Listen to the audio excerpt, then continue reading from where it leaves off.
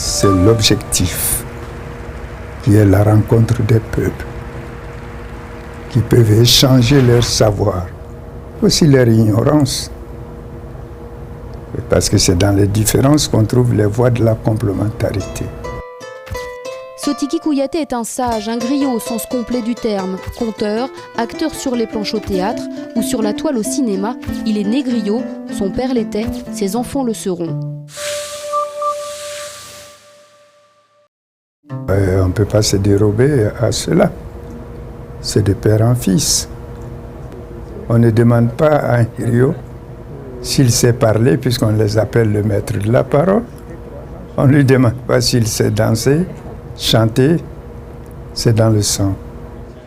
Et toute la famille Kouyaté, ou presque, s'est donné rendez-vous à Ouaga. Le petit dernier, Mabo, est dans son élément. Tous les grands réalisateurs africains, il les connaît. Pour son premier FESPACO, il était dans le ventre de sa mère. Mais son père l'a prévenu, surtout, restez humble. Moi, j'ai commencé à monter sur scène à l'âge de 7 ans. Par rapport au spectacle de La Voix du Griot. J'ai eu la chance de faire mon premier tournage dans le film de Moi César, 10 ans et demi, 1m39 en 2003. On a tendance à prendre un peu la grosse tête.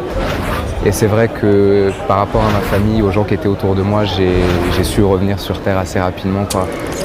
Cinéma Nirwaya, à l'affiche un Kouyaté, un autre fils de Sotigui, Dani, en compétition dans la section documentaire pour son film Souvenirs encombrants d'une femme de ménage. J'utilise mon père pour avancer. Ce n'est pas de l'admiration, c'est mon école.